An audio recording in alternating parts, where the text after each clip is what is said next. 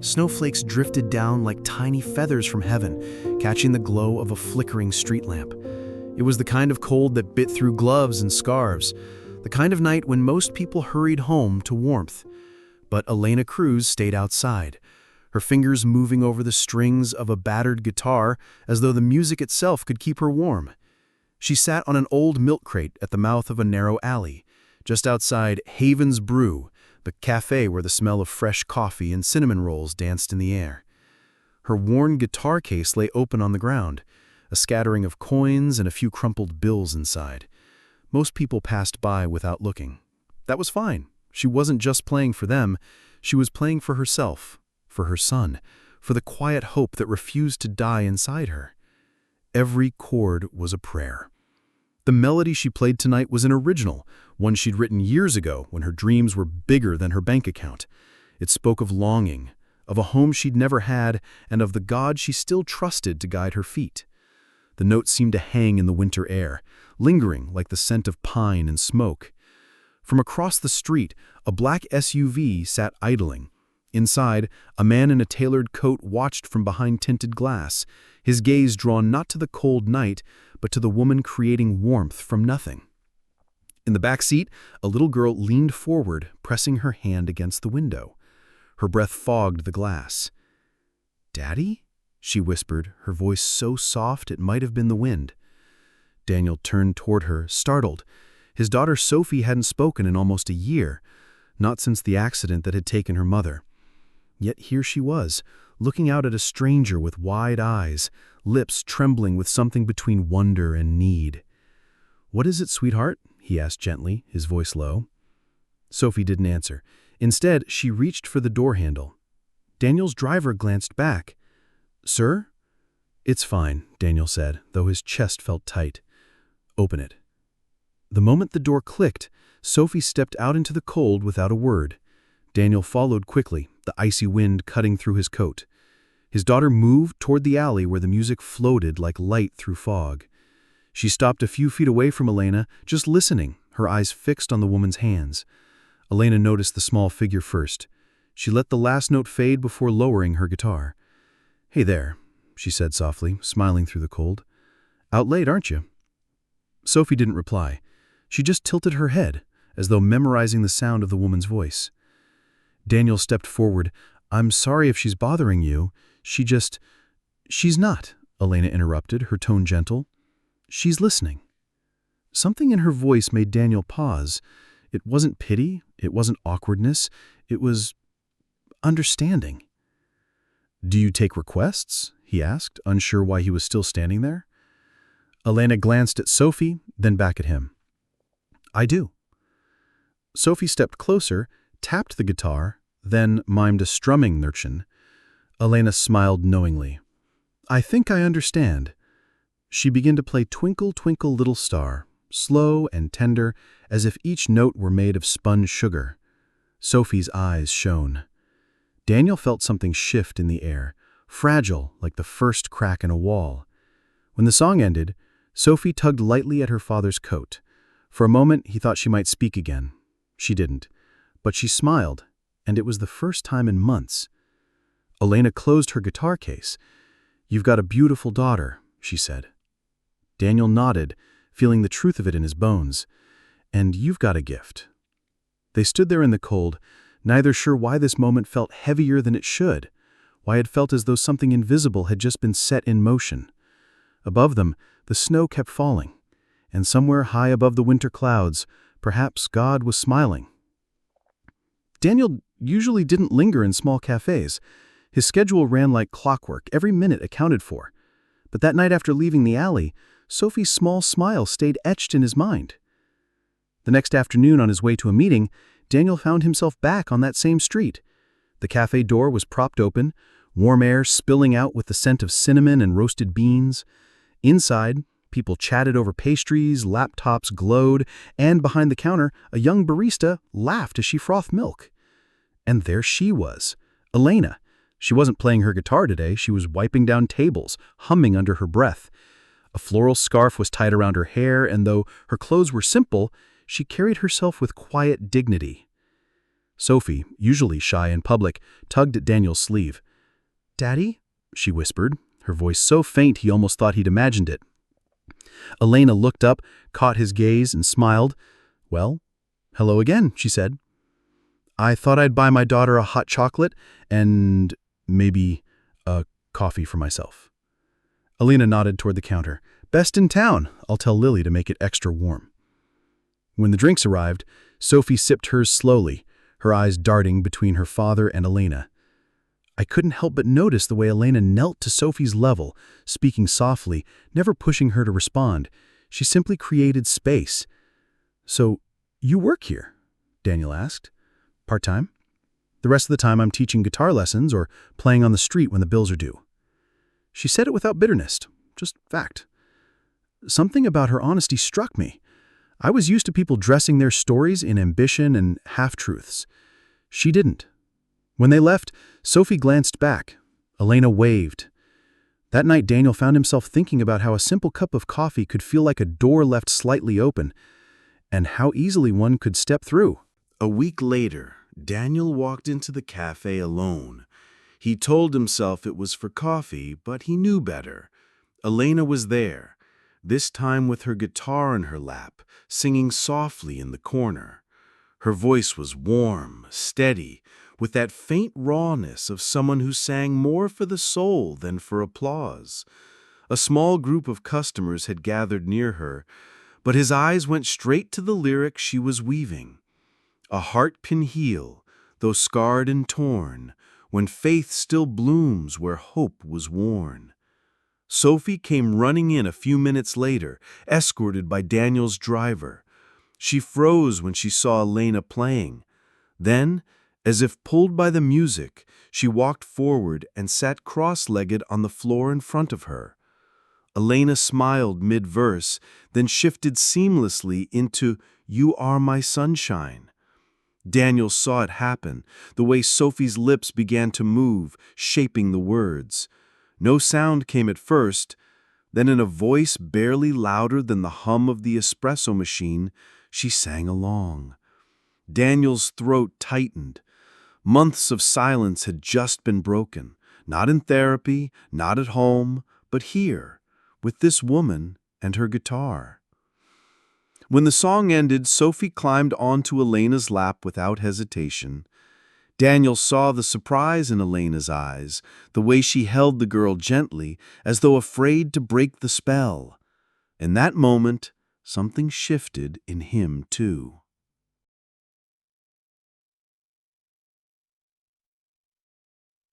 Daniel didn't waste time. The next day, he found Elena wiping down the cafe tables again. "I'd like to hire you," he said simply. She looked up, puzzled. "Hire me? I'll pay whatever rate you think is fair, and I'll arrange transportation. You've seen what you mean to her." Elena glanced toward the counter, where Sophie was stirring hot chocolate, humming to herself. The sight softened her. "It's not about the money," she said. "It's about making sure I'm not crossing lines." "Cross them," Daniel said, "for Sophie's sake." After a long pause, Elena nodded. "All right, but only if you let me bring cookies." He smiled for the first time in what felt like months. The Hart estate was a world away from Elena's small apartment. Marble floors, vaulted ceilings, walls lined with art. She felt out of place as soon as she stepped inside, her guitar case looking absurdly small against the vast entryway. But Sophie bounded down the stairs barefoot, grinning. She grabbed Elena's hand and pulled her toward a sunny room with a grand piano and shelves of sheet music. "We're going to start simple," Elena said, opening her case. She handed Sophie a small, child-sized guitar. "We'll learn 3 chords today, and if you get them right, I'll teach you a song by next week." Daniel watched from the doorway, arms crossed. The first 15 minutes were clumsy, Sophie's fingers slipping, strings buzzing, but Elena never scolded, never sighed. She just encouraged, adjusted Sophie's grip, and clapped for every small victory.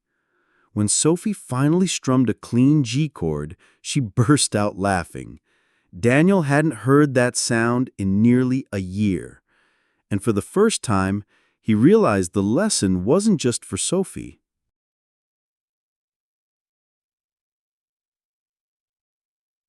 Daniel's house was beautiful, but it often felt hollow.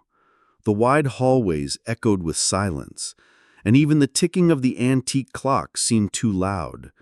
But on Sophie's second guitar lesson, that silence cracked. Elena arrived wearing a light sweater and carrying her guitar case in one hand, a basket of muffins in the other. Sophie ran to greet her, her bare feet pattering against the marble floor. "Morning, sunshine," Elena said warmly, handing Sophie a blueberry muffin before setting up. Daniel had told himself he'd work in his study, but the sound of music drew him to the doorway again. Elena had Sophie working on a simple finger-picking pattern, and though Sophie stumbled often, her eyes lit up at each small success. Then Elena began to hum along, weaving her voice with the notes. Daniel leaned against the doorframe, and something inside him loosened. He hadn't heard live music in his home since before. By the end of the lesson, Sophie had a new song to practice. Elena packed her guitar, then hesitated before leaving. "Your home, it's beautiful, but it feels like it's waiting for something." Daniel didn't respond immediately. "Maybe it is."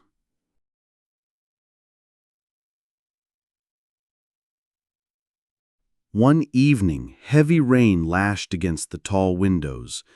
Daniel sat in his study, trying to focus on a report, when his phone rang. It was Elena. "Daniel, I'm so sorry, but my building's power is out, and the streets are flooding near my place. I might not make it to Sophie's lesson tomorrow." Without thinking, he said, "Stay here tonight. I'll send a car." There was a pause. "I don't want to impose." "It's not an imposition. Sophie will be thrilled." An hour later, Elena stepped inside, damp hair clinging to her face. Sophie squealed and pulled her upstairs to her room. Daniel found them later sitting cross-legged on the bed, playing softly on the small guitar. The storm raged outside, but in that room there was only warmth. They played "You Are My Sunshine" together, and Daniel found himself quietly singing along from the doorway. Elena glanced up and smiled at him, and for the first time in years, he felt the odd, comforting sense that maybe God hadn't forgotten him after all. The next morning, over breakfast, Sophie chattered more than usual. Daniel listened, surprised by how many words she was stringing together now. Elena sipped coffee, smiling softly. After Sophie left to get ready for school, Daniel lingered in the kitchen. "You've done more for her in weeks than any therapist managed in a year." "It's not me," Elena said, setting down her cup. "It's the music. And maybe it's God's way of telling her she's safe again." Daniel studied her face. "You talk about faith a lot." "It's what's kept me going," she admitted. "Even when I lost everything, I had that and music. They're both promises in a way." Something about her words lingered with him all day. It happened unexpectedly. A man in a tailored suit approached Elena outside the cafe one afternoon. Daniel had come to pick her up, and he saw the man press something in her hand before walking away.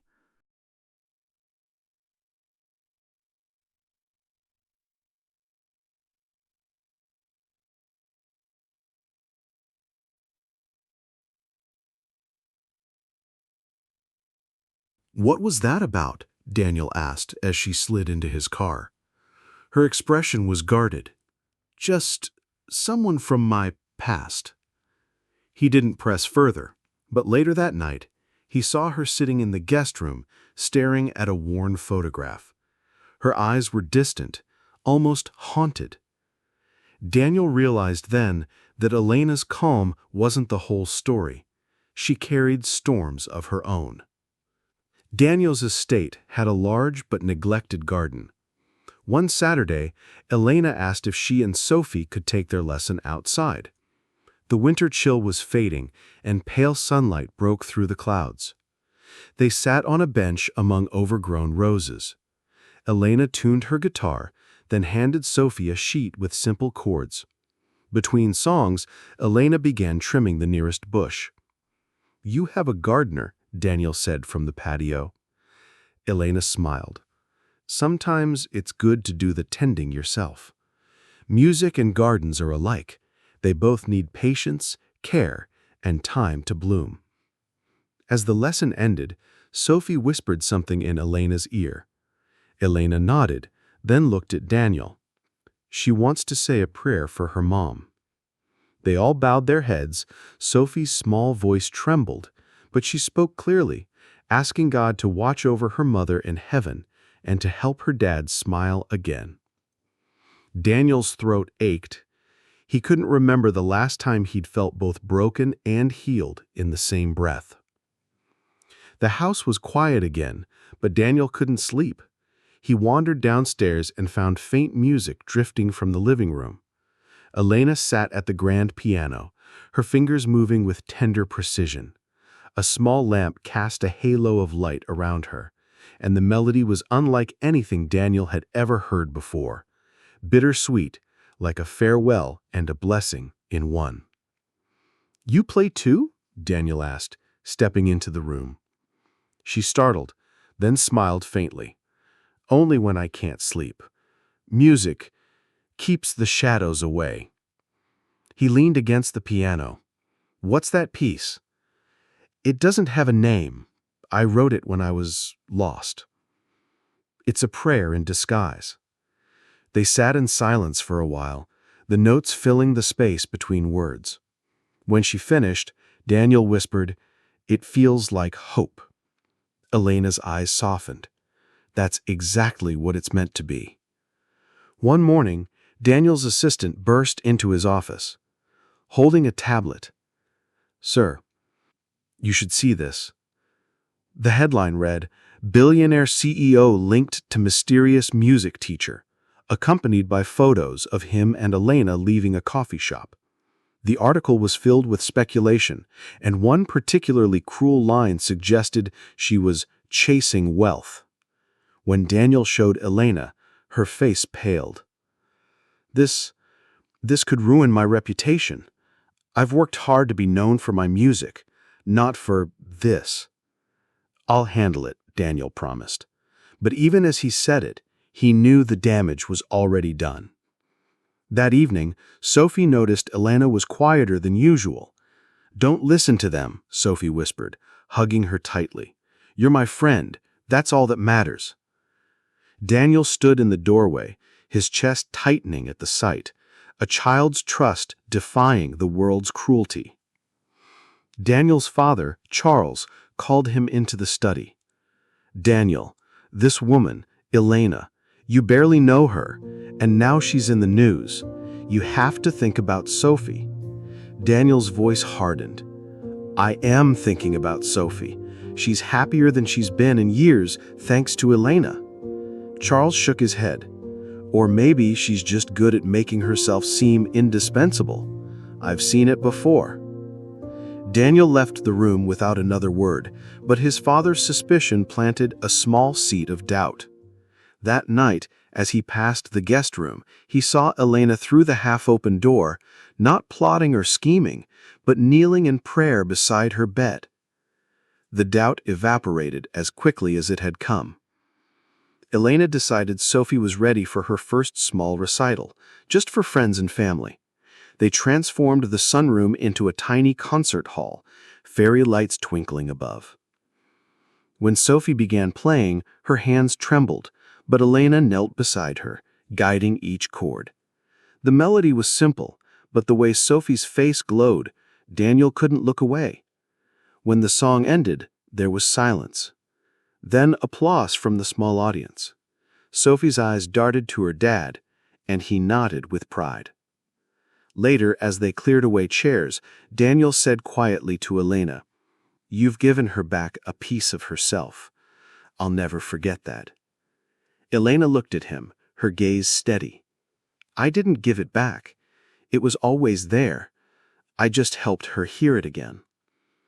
One week, Elena found an envelope slipped under her apartment door. No returned address. Inside was a short letter. "Stay away from Daniel Kingston if you value your career. Some things are better left alone." She sat frozen, the paper trembling in her hands. When she told Daniel, his face darkened. "Who would do this?" "I don't know," Elena admitted. "But maybe your father was right. Maybe being in your world is too dangerous for me." He stepped closer, his voice firm. "No, this isn't just my world anymore. It's ours, and I'm not letting anyone scare you away." Elena met his gaze, and for the first time since she'd met him, she saw something in his eyes that felt like a vow, unspoken but unbreakable. Two at a time, and knocked. She opened the door with a flashlight in hand, startled but relieved. "You shouldn't be here," she said softly.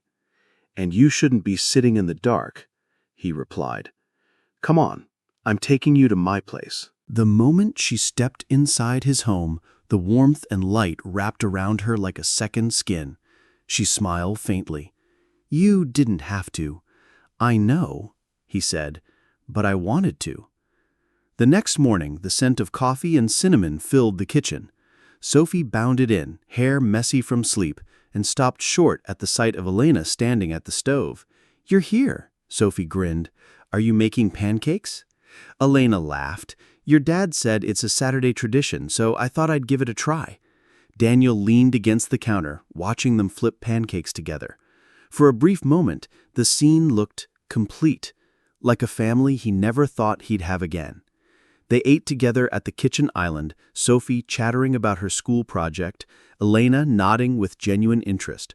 When Sophie left to grab her music sheets, Daniel murmured, "She's happier than I've ever seen her." Elena's gaze softened. "It's because she has you." Daniel shook his head. "It's because she has you." That Monday, Elena arrived at her music school to find the director waiting for her, beaming. "Elena, we received a huge anonymous donation to expand the scholarship program, enough to fund free lessons for dozens of children." She blinked in surprise. "That's incredible." A folded note sat on her desk. "For the music you plant in hearts that need it most." No signature. She didn't need one. That evening, Elena confronted Daniel gently. "It was you, wasn't it?" He hesitated, then said, "Some gifts shouldn't come with a name. This was one of them." Her voice was quiet. "You keep finding ways to change lives without asking for anything in return." He met her gaze. "So do you." While sorting old music sheet in her apartment, Elena stumbled upon a tattered envelope marked in faded ink, "For Elena, when the time is right." It was from her late grandmother, the woman who had raised her. Inside was a handwritten letter, a prayer for Elena to find someone who will hear the song in your soul even when you can't play it for yourself. The words struck her deeply. She thought of Daniel, the way he listened without rushing her, the way he noticed the smallest details. When she told him about the letter, he held it carefully, as if it were made of glass. "I think," he said, "your grandmother knew what she was asking for." Daniel surprised Elena with an idea, hosting a benefit concert at the company's private event hall to raise funds for music education. "You'll be the headliner," he said. "I haven't performed in front of a large audience in years. That's why it'll mean so much, not just for them, but for you." The night of the concert, the hall glowed with warm light. Sophie sat in the front row, eyes shining.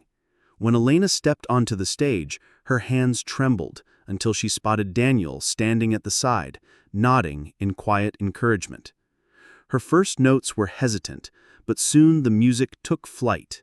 a sweeping, soul-stirring melody that seemed to weave hope into every chord. When the last note faded, the audience rose in applause. And in that moment, Elena knew some stages are built not for fame, but for faith. The concert's success filled Elena with gratitude. They had raised enough to provide lessons for countless children. But a shadow fell on her joy when a local gossip blog published an article, "Billionaire Daniel Mercer funds girlfriend's career." The words stung. She wasn't his girlfriend, and the implication that her work was charity cut deep. At the music school, she noticed whispers. Parents who once smiled now exchanged glances. Even the director seemed awkward. That evening, Daniel found her on the balcony of her apartment, arms wrapped around herself. "They're saying I'm using you," she admitted, her voice small. Daniel's jaw tightened. "People who don't know the truth will always talk. Let them." "But what if they're right?" she whispered. "What if I'm taking more than I'm giving?" He stepped closer. "You've given me back my daughter's laughter. You have given me more than you know." The next week, Sophie and Elena baked cookies together. Sophie cracked eggs with intense focus before blurting out, "Miss Elena, are you gonna marry my dad?" Elena froze mid-stir, glancing at Daniel, who had just walked in. His eyes widened in surprise. That's a big question, Sophie," Elena said carefully. "But you make him smile, and he makes you smile, and I want more smiles in the house." Daniel knelt beside his daughter, smiling gently. "Some things take time, sweetheart." Elena's heart swelled and ached at the same time. She had learned to live without expecting more, yet here was a child who saw right through her guarded walls. One afternoon, as Elena locked up the music school, a sharply dressed woman approached her. "You're Elena?" "Yes." "I'm Victoria Lane, Daniel's friend." The pause was deliberate, loaded. Victoria's gaze was cool. "You should know that Daniel doesn't do long-term attachments. Whatever you think this is, it isn't." Elena straightened. "Daniel is my friend, and he's free to explain his past himself." Victoria's smile didn't reach her eyes. Friends don't always survive reality. That night, Elena didn't mention the encounter. But in the quiet, doubts crept in. Could she be stepping into a life she didn't belong to? Daniel rarely spoke of his own childhood, but one evening, after Sophie went to bed, he shared the truth. "My father was never impressed with me. No matter the success, it wasn't enough." Elena listened quietly as he recounted growing up in a house where love was measured in achievements. "When Sophie was born, I swore I'd never make her feel like that. But after her mom passed, I didn't know if I could give her the kind of love she needed." She touched his hand. "You're giving her more than enough, and she knows it." For the first time, Daniel didn't look away from her eyes. "I think I'm starting to believe that." While organizing a storage closet at the school, Elena discovered an old guitar with a cracked body and missing strings. "That's the guitar my mom played," Sophie explained when she saw it. "She used to sing to me every night." Elena carefully restored it, sanding the wood, replacing the strings, polishing it until it gleamed. When she handed it to Sophie, her eyes filled with tears. "Can you teach me the song she used to sing?" Elena nodded, and soon the soft melody floated through the house. Daniel stood in the doorway, listening, the music weaving his past and present together. An unexpected job offer came for Elena, a position leading a community music program overseas. It was the kind of opportunity she had once dreamed of. When she told Daniel, his expression faltered. "You should take it if it's what you want." But that night she lay awake, thinking about Sophie's smile, Daniel's quiet strength, the life that had begun to feel like hers. She prayed for clarity, and in the stillness, a thought settled in her heart. Some callings aren't about where you go, but who you stand beside. Snow fell softly outside as the three of them decorated the Christmas tree. Sophie hung an ornament shaped like a guitar, grinning. When the lights were switched on, Elena turned to see Daniel holding a small box. Inside was a pendant, a tiny treble clef carved from silver. "It's not an engagement ring," he said, with a smile. "It's a promise that I'll be here, for you, for Sophie, for whatever comes next." Her eyes blurred with tears. "Then I promise too." Under the glow of the tree, Sophie hugged them both. Best Christmas ever. And for the first time in years, Elena felt the song in her soul playing again, whole, unbroken, and filled with light.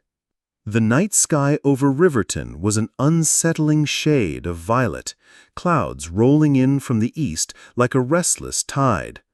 Elena stood by the living room window, guitar in hand, watching the wind whip the trees outside the apartment. Sophie was curled up on the couch, a blanket pulled up to her chin, and Daniel was pacing with his phone in hand, listening to a weather update. The local station had issued a storm warning. Heavy rain, possible flooding, and strong winds would hit within hours. For Elena, storms were never just weather. They were memories. The night she lost her parents had started with a storm. She could feel her chest tighten with every gust of wind. Sophie noticed her silence and sat up. "It's just rain, right, Elena?" Her little voice was tinged with concern. Daniel put his phone down and walked over, kneeling beside Sophie. "It's a big storm, but we'll be fine. We've got food, flashlights, and each other." His tone was steady, but Elena caught the flicker of unease in his eyes. By midnight, the rain pounded against the windows like a relentless drumbeat. When the power flickered and went out, the apartment was swallowed in darkness, except for the faint glow of candles Elena had lit earlier. She instinctively picked up her guitar, fingers finding the opening chords to a hymn her mother used to sing during blackouts. Her voice was soft at first, trembling with memory, but Daniel leaned back on the couch, letting the melody wash over him. Sophie's head rested on her father's lap, her eyes fluttering closed as the song's warmth wrapped around the room. When the last note faded, Daniel spoke quietly. "You know, storms always made me feel powerless, but tonight it's different." He looked at her with a gentleness that went deeper than words. "You make it different." Elena swallowed hard. She had never thought of herself as someone who could bring calm to others, yet here she was, holding this little family together in a fragile circle of candlelight and music. Hours later, when the storm began to ease, Elena realized something. They hadn't just survived the night, they had shared it. And somewhere between the thunderclaps and the hymns, she had crossed a threshold in her heart she couldn't uncross. The next morning, Riverton was draped in silver mist, the streets glistening from the night's storm. Power was still out across most of town, and the usual city hum had been replaced by a strange, almost reverent silence. Daniel made coffee on the gas stove while Sophie still slept. Elena sat at the kitchen table, her guitar resting against her chair, notebook open in front of her. Overnight, while the storm had raged outside, a melody had come to her, soft, hesitant at first, but insistent enough that she had written it down by candlelight. She hummed it now, adding small lyrical fragments. Daniel set a cup in front of her and leaned on the counter, listening. "That's new," he said, nodding towards her notes. "Something about last night, it stirred this up. It's like a prayer in the form of a song, not asking for anything, just thanking." Daniel sat across from her, resting his elbows on the table. "Play it." She hesitated. It wasn't finished, and showing him felt like exposing a piece of her soul. But something in his eyes told her it was safe. She lifted the guitar and began. The chords were simple, the melody tender, the lyrics a tapestry of storms weathered and light found again. By the time she finished, Daniel was quiet, eyes lowered. "You know," he said after a long pause, "that's the first thing that's made me believe in more, in something beyond us, since Maria."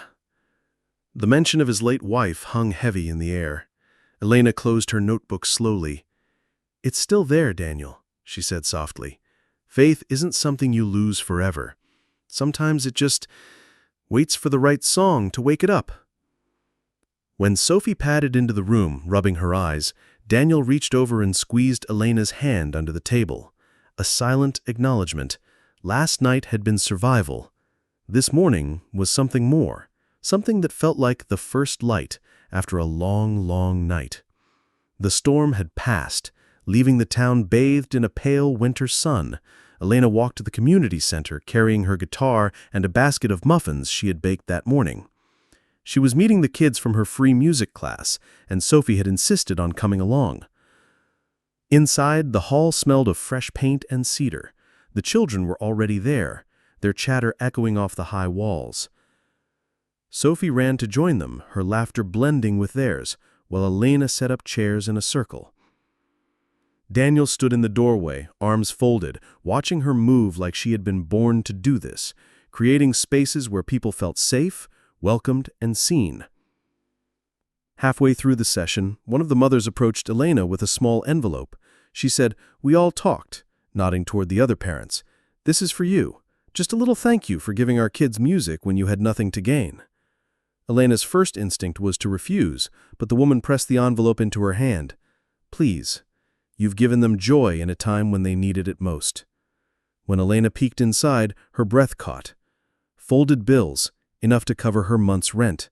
She blinked back tears. After the children left, Daniel lingered. "You know," he said, "there's something different about you. You give, not because you have much, but because you believe in what you give. That's rare." She looked down, embarrassed. "When you've been given second chances in life, you can't keep them to yourself." Daniel's eyes softened. "Then maybe," he said, "you should let me give you one too." The way he said it made her pulse skip. She wasn't sure if he meant the garden project, her music, or something far more personal, and she wasn't ready to ask. Not yet. That Sunday, the church bells rang through the frosty air. Daniel had invited Elena and Sophie to join him for service, something he hadn't done in years, not since Maria's passing. The pews were half filled, the scent of pine garlands drifting through the nave.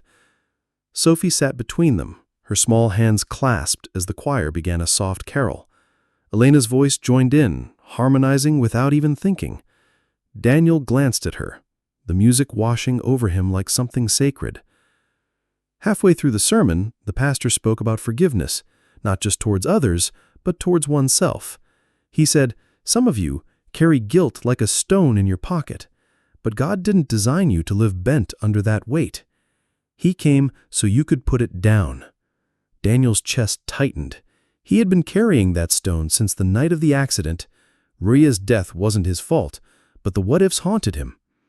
Elena must have sensed the shift, because she laid her hand gently over his. The warmth traveled straight to his heart.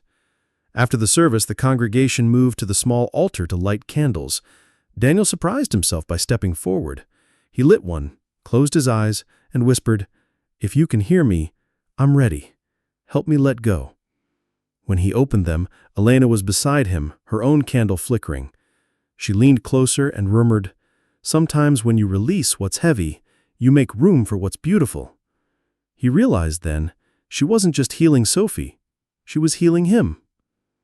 The winter festival arrived in a rush of lights, music, and cinnamon-scented air. The town square was strung with lanterns, and a small stage had been set up for local performers. Elena's students had been invited to play, and she had encouraged Sophie to join. At first, Sophie refused. Shyness had always held her back. But that night, as the crowd gathered, she tugged at Elena's sleeve. Will you play with me?" They stepped onto the stage together. Elena strummed the opening chords of the new song she had written after the storm, the prayer song. Sophie began to sing, her small voice trembling at first, then growing steadier. Daniel stood at the edge of the crowd, his eyes never leaving his daughter. He hadn't heard her sing like that since Maria was alive. When they finished, the audience erupted into applause. Sophie turned to Elena, throwing her arms around her. She whispered, "You're my miracle." Later, Daniel found Elena by the cocoa stand. He said quietly, "You didn't just teach her music, you gave her back her voice, and maybe you've given me back mine too." It was late when the festival ended, the snow falling in slow, gentle spirals. The square had emptied, leaving only the three of them walking home under the glow of the street lamps. Halfway down the street, Daniel stopped. The snow crunched under his boots as he turned to Elena.